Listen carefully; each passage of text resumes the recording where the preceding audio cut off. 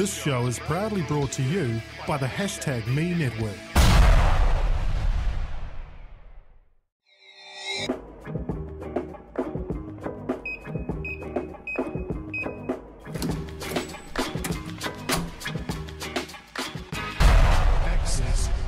Kia ora, and thanks so much for tuning in to episode 42, and this, of course, is SystemError with Maurico Fretas. This week, I wasn't available, but I understand that they had at Golding's lovely pizza. You almost got a rant about that too, that you weren't available. But we got over it quite fast because we had pizza to share just for the two of us. Excellent. So you had pizzas, and I know you talked about Netflix, Yep. and the formats and the ability to go and watch whatever you want, wherever you want, however you want. And of course, that perennial Maurico discussion point, service, or the lack of. That's so right. I look forward to listening to this. Thank you very much.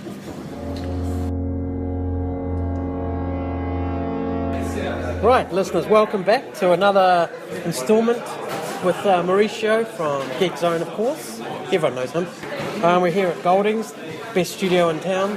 Unfortunately, sans Mike. He's busy doing things with family, so it's up to me to see what we can get out of Maurico today.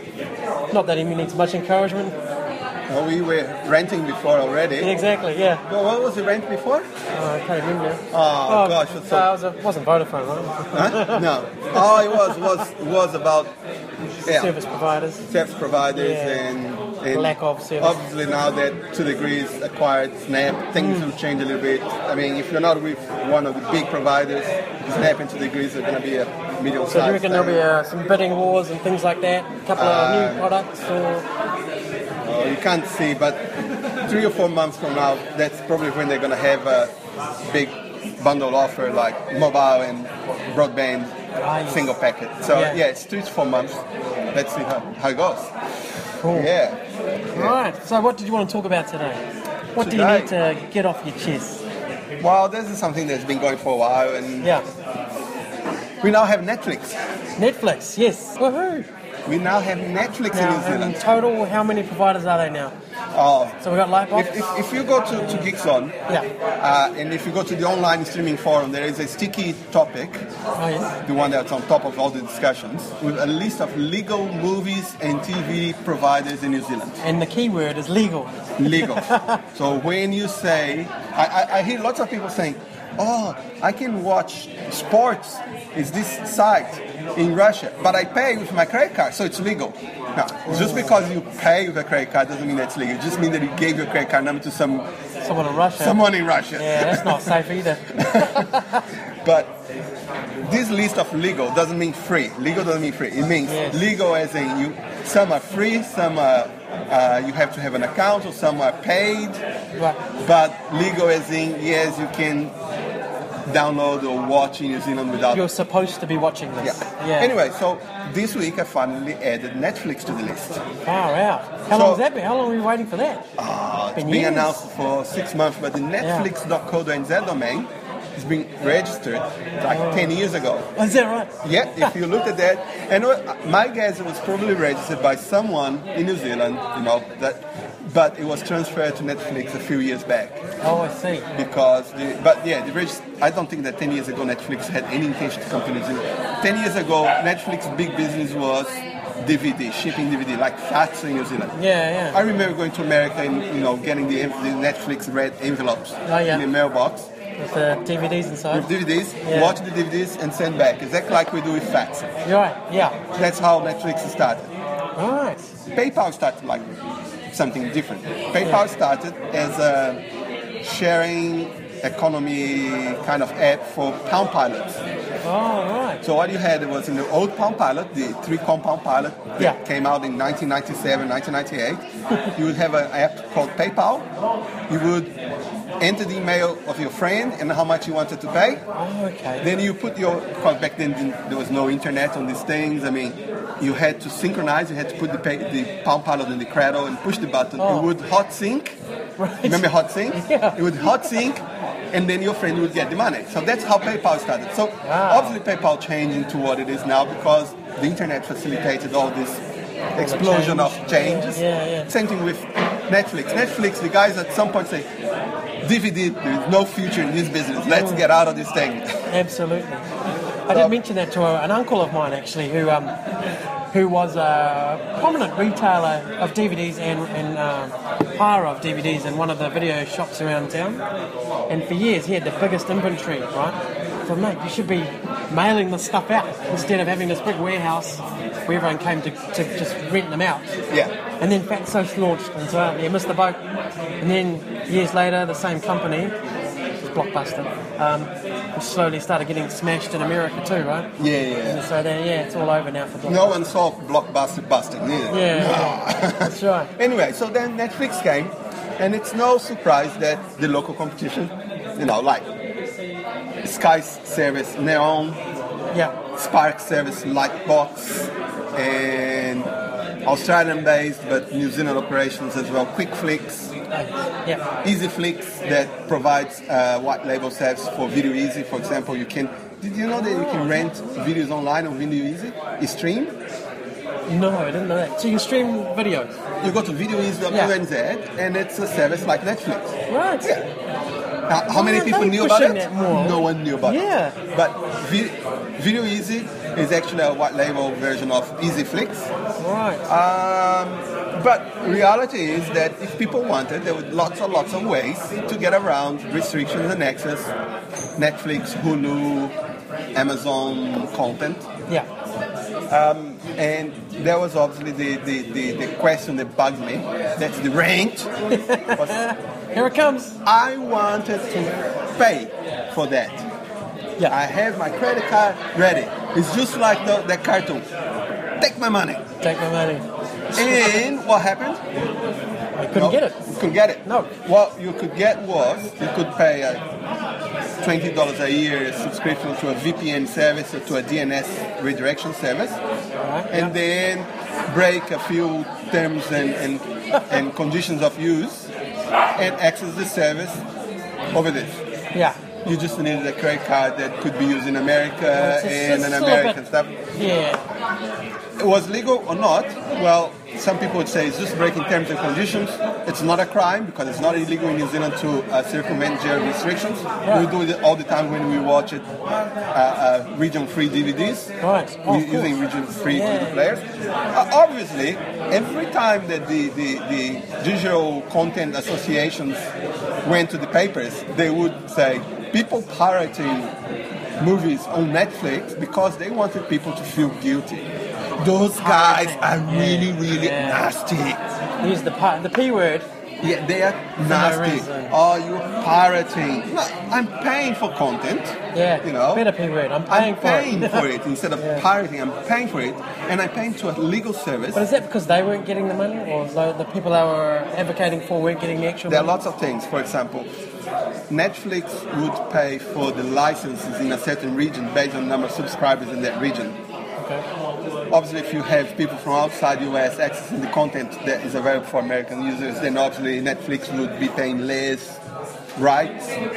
But there's no really way to block people from using a VPN or using it their own. You could rent a server for $5 a month, put a VPN, a private VPN, yours there, so no one would know that that's a VPN access. The difference is instead of using a service that everyone knows about, you'll be using your private server. Yeah. But reality is, you actually paying for the thing that wouldn't be available here. So someone on Geekzone came and like, you know what? The law should be something like this. If you are not willing to sell in New Zealand, it's not piracy.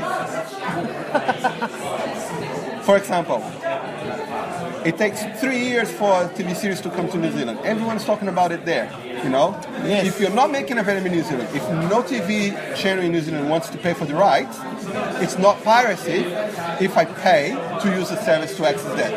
And I think that's right. I mean, if people are not bringing here, but they're not making it easy, then, people are going to find a way, right? It's not like people are downloading to share that. Yeah. It's not like people are profiting for that. People are actually paying the distributors to actually watch it. So, anyway. It's the same as going to the DVD shop, grabbing the DVD, I paid for it, I sent it back, whatever. Yeah. Same deal, it's just a different format. And it's not different than, for example, you say, look, I have this book on Whitco's, costs $35. I go to Amazon.com, this book plus shipping to New Zealand costs $18. I'll buy from Amazon.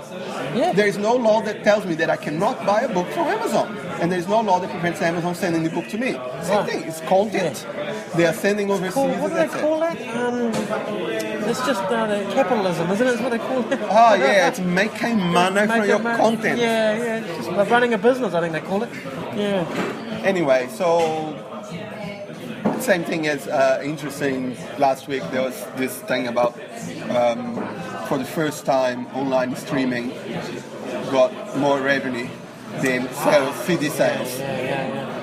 That is where we're going. We're waiting for that shift when the big record labels and stuff are going to go, oh hell, maybe we have been doing this wrong for the last 20 years. We should rethink the business model. Yeah, well, it's taken them a long time to do it, right? I think that it's great, like when you access services like Amazon Instant Video, if you have an Amazon Fire TV box or an Amazon Fire TV stick, or even on your laptop, if you use a VPN, you can play on your browser, or you can use these boxes. I think it's great. You see movies on there. The movies come a month or a couple of months after they are in the movies in the theaters in America. And they come for sale, and they're usually for sale for 2 or 3 weeks or 2 weeks, and then after that they're available for rent. That's great. Seems right. Seems what the people want. Yeah, and sometimes some of these movies have already finished showing in the cinemas in New Zealand. Sometimes they're at the same time. Unfortunately, it's a timing thing. But comparing a $3.99 US rental, where you can watch this at home, with a $20 per ticket that you have to pay to go to the cinema, where someone who's using a cell phone is going to be sitting in front of you, annoying you. Plus parking, plus food. Plus parking, plus food. Plus raining. That goes from $20 per person to about, I don't know, 35, 50 if you're just having some nibbles. Yeah, it does. And if you have like 2 or 3 people going to the cinema, we're talking about $100, $120. Or you can have all these at home. For a few bucks, your mates can come around to your place, and then you're done. Yeah, and you watch the movie, and you don't have to drink and drive, and you're happy, and you're doing stuff. No. So why aren't they releasing things like this globally still? It's always regional still. What's up with that? I know. It's the same thing as books. Wouldn't that be one of the things that'll negate piracy? Would be releasing everything at once? I know, and then piracy would be like... Well, it's too late. You can't pirate it. Oh, I've already got it. Yeah. $2 on iTunes, whatever. I've already got it. I know. It's the same thing. That'd be the perfect way to just get rid of a lot of piracy, right? It's just release the damn thing when people want it. Or they release the way people want it, where they want it, when they want it. It's right now, right here, and that's it. I wonder if they should develop a platform we could do that. I wonder if there's such a thing. Yeah, they could do that. Could they use like broadband for that? Possibly some sort of all internet thing. All that USB that people keep talking about. Just roll it out, people. Hurry up. So the world's waiting and have been waiting, and now it's happening, which is good. There's a dog in here. Yeah. Excuse us, though. Yeah, that's not me barking direct. There's a dog. The books. Sometimes they have books that are launched at the same time in different countries with different titles. Oh, yes. Yes, they have to, because I know the Americans and the English, for example, or us, have different ways of thinking. And so, for example, the Harry Potter books, the Philosopher's Stone and the other one. Do they have different names? Yeah, they have different names. Really? We had Philosopher's Stone in New Zealand and I think UK. And Harry Potter had the Sorcerer's Stone in America. Because I bet you $1 million, half the population didn't know what a philosopher was.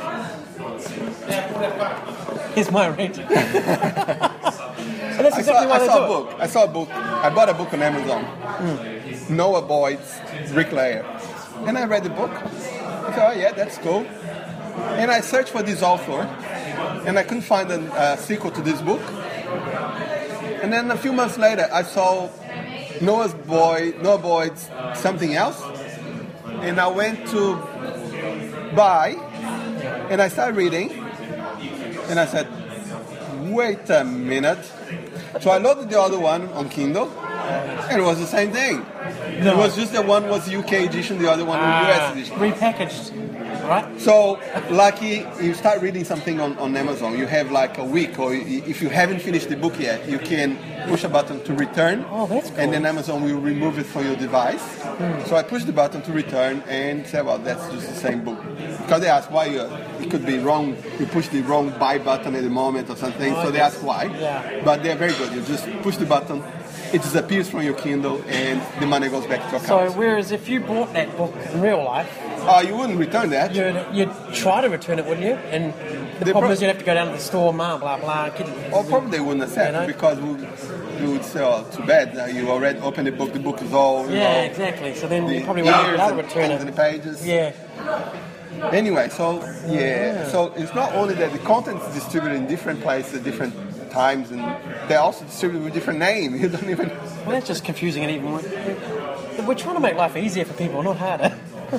It's a big global village. I mean, every time that you see this big, nice, well, they're not big, but like you watch these 3-minute short videos from Microsoft showing how life can be so much better when you use technology, when you use, this platform for that, or this platform for this. In the future you can do this, in the future you can do that. You can do this now, you can do that.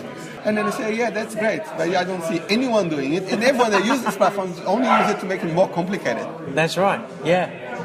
So... Yeah, Mike's great at pointing that out. I go, oh, we should use this, check this out, cool that. I like it. He goes, is it going to make your life easy or not? You know? And the dog agrees, it's not. It's not no, the dog is saying exactly what we think. It's too complicated. Exactly. There's no way. Wow. You should use technology to make life easier. Yeah, it should be, right? But I think, more often it complicates things, which is sad. But I mean, what can you do? So anyway, so Netflix is in here. Yes. We do have a New Zealand and Australian catalog, and the way Netflix works is that you have an American catalog with, I don't know the numbers, but like 100,000 titles. Yeah. And they have services in Brazil, Canada, UK, Australia, New Zealand, somewhere else. So in Mexico. those regions, you can only access those regions. And in some regions they have different titles, smaller catalogs, and sometimes even titles that they don't have in America, which is good. Oh yeah. The good thing about the way they work is that if you have a New Zealand subscription and you're in New Zealand, you see whatever is available here. If you get your phone or your laptop and you travel to America and you decide to use Netflix in the hotel room, you're going to see the American catalog. Oh. So and you're still paying the New Zealand subscription. Oh, that's nice. So it's still geo-targeted. It's still geo-fenced almost, isn't it? It's geo-targeted, but you still have access to the service, so that's all right. All right, yeah. The thing is that if you're in New Zealand and you have if you're an American account and you have a playlist, if you go to New Zealand and in New Zealand you don't have some of the programs, then your playlist shrinks because the program disappears. Yeah. That's okay, they're not available, you can see. But you can still, for example, use a VPN to use the American service. Right. Yeah. Because you can use VPN to use your New Zealand account in America. That's complicated though, isn't it, to do all that? VPN and everything else. The average Joe out there is not going to bother with your VPN. The average Joe, people will not have this problem because the content that's available on Netflix, the content that's available on Lightbox, the content that's available on Neon, they're really what we need in New Zealand, or what people would expect to have in New Zealand. Okay. There is a lot of stuff on Netflix that is completely way over, like very old stuff or stuff that would never make to New Zealand TVs or grounds because they are very American stuff, unless you like to watch some crazy programs. I mean, some people might want to watch some crappy things like Disney Dynasty or whatever else there, but you know. Oh, that's right, they're all the historical stuff. Though the A-Team was pretty cool, maybe that'd be cool to see again. Yeah. Anyway, what is really, really bad is like services like Sky. Right. So you know that Lightbox, they reduced their prices this week because Netflix launched it. They said, okay, we are charging $14 per month for our high definition content. Lightbox was charging, I don't know, $20 or $19. I don't know exactly the prices. They said, well, that's going to drive us out of the market. So what they did instantly was our price has gone down. The thing is that Sky Neon service is still at $20 per month or something like that. And the guys still have only standard definition stuff. They don't have any high definition content. For that price? So they charge like 50% more, and they have 50% less quality. Yeah. How does that work? I mean, someone in marketing is going to get their ass kicked up. No, come on. I don't know. I think that neon's not going to last long.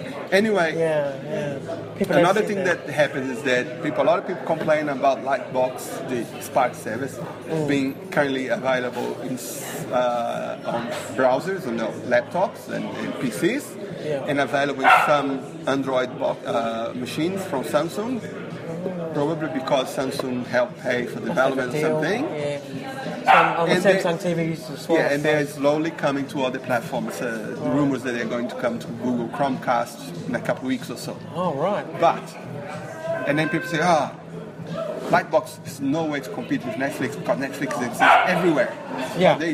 They forget that Netflix got like 100 million customers in America, and Netflix has been in the market for like doing online streaming for like 4 or 5 years. Yeah.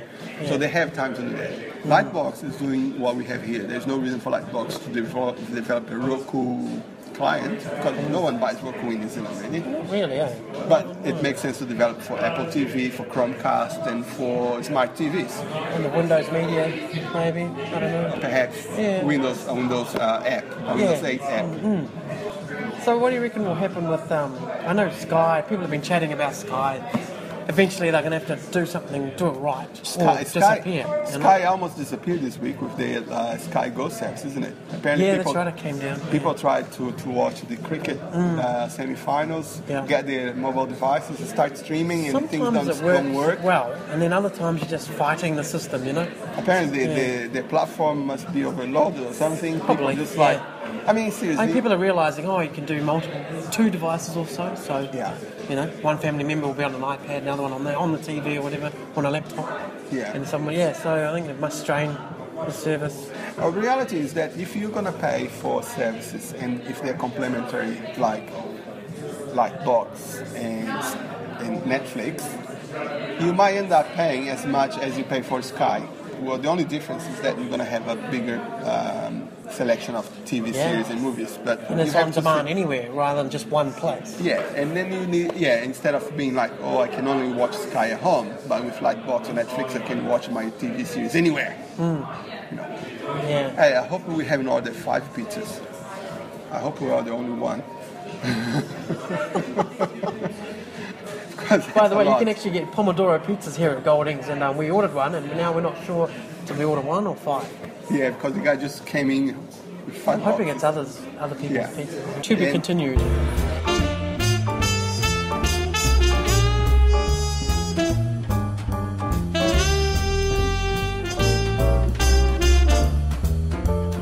There you go, the pizza's gone. Right, pizza's gone, done, 13 minutes, sorted.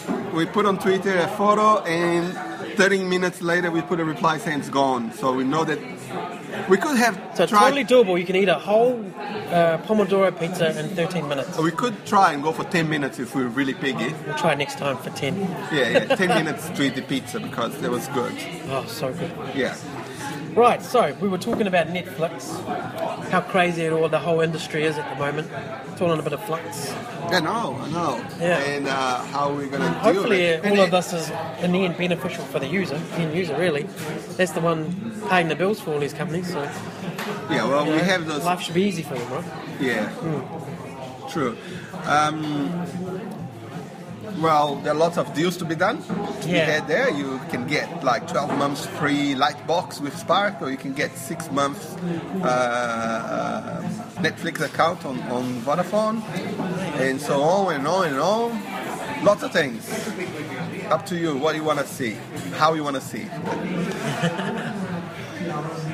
Reality is, I still think that we should be able to have what we want, where we want, when we want, instead of having to be, hostage to the industry's wings and say, Well, we're held hostage because I don't think they've figured it out yet either, how they can make bundles of money how they used to. Well, they're not going to, right? It's going to be a different way of earning for them. But most, like the music industry, movie industry, they still hung on to the old way of doing things just to milk the cash cow a little bit longer. And that is, then it'll turn to custard. And that's incredible because I was looking the other day, and it's how I said that the streaming music revenues is now bigger than CD revenues, and I said, but really the artists are not getting that. Right. Yeah. Because then someone was saying to me something, when the associations, when the music association goes complete, oh, people pirating music, blah blah, they're making a disservice to the artists and blah blah blah. Yeah. Then what happens is that someone is telling me that if you go to try to distribute your recording, your music, you sign a contract with a record label, and the record label will charge you because they want you to record in their studios because it's better apparently, and then they will charge you for printing the labels, for creating the CDs, right, to produce CDs, to distribute CDs. So someone said, like, at the end of the when you have a first album, you might be tens of thousands of dollars in debt owing to the record label, and you never get paid. See, because like everything, a scam, doesn't it? Everything money that you get from CD sales, actually the record labels just keep it, say, oh, that's to pay you that. That's almost like slavery. It is. It sounds horrible. And then it's all the pirate's fault. Oh, for yeah, goodness exactly. sake. Yeah, it is. For goodness. I'd rather download it, and then if I ever meet the guy or girl who produced the music, or if they've got a portal on their website, just give them $20 direct. I'd rather do that. Yeah, unfortunately, you can't do that. It's not ideal. Unfortunately, what I found, and a lot of people, and that goes into all the digital media distribution, like paywalls that protect content behind the signature subscription service for newspapers online and stuff like this. What I found is that people won't pay. They won't. Well, if you have the option of paying and access the content on your site, favorite site, or go and try to find this content somewhere else, a lot of people will just go and find somewhere else. Right. And then the site that offer the content, I know this because I've done this on Geekzone. We have subscription service. Basically, you pay $25 per year, and that's almost like $2 a month. And you can disable ads on Geekzone, which makes everything a lot faster and smaller, and it's great. Yeah. And a lot of people say, I would subscribe, but it's not worth it for me. But what's not worth it? Cup of coffee. Less. It's half a coffee per month, but it's not worth it. So it's a really hard case for people that sell content, getting paid by the distributors in time, and actually people paying for their content. So a lot of people before Netflix and all the streaming sites came online, a lot of people would say, if I had the option to pay for this, I would pay instead of pirating. Okay. But now that we have lots of options, you still see a lot of people pirating anyway. Yeah. It's so... Because you can do it, right? It's easy. Yeah. Easy-ish. Exactly. Well, I don't know. It's still a problem that the industry has to crack. How to make it really worth, and obviously probably making worth it is making it available where you want, when you want, how you want it. That's when people will start. Yeah, and at a reasonable price, I think. Yeah. Because that is sort of a barrier sometimes. But I think it's perceived as well, They think, well, I bought a DVD, so it's worth $20, right? But if I streamed it online, it can't be worth anything. No. Yeah. I know. But it is. It's still content. You're still consuming it. So I think it's just same as the people that distribute and produce this stuff. The consumers also need to sort of learn how to consume it. I know. Yeah. It's not easy. No. I know that's not easy for the distributor because they have no clue what they're doing. I know it's not easy for the artists because they're not getting the money that they are owed by the labels. I know that's not easy for the consumers because some need to be educated or some don't even know that they have the options. Yeah. So, yeah. But hey, we have Netflix now. Now it's here. It's another step closer to the new utopian world we live in, right? The Nirvana is almost here. It's nearly there. Yep. Just a couple more services and we're there. We're all gonna watch Mad Men and House of Cards online. Yep, sitting on your sofa on your iPad or tablet or phone or True that. Roku box. Awesome. Right. Well, thanks for that, Mauricio. I appreciate your time, of course. Thank you. And we'll catch up again next month with the next rant. All right. Oh. #me.co.nz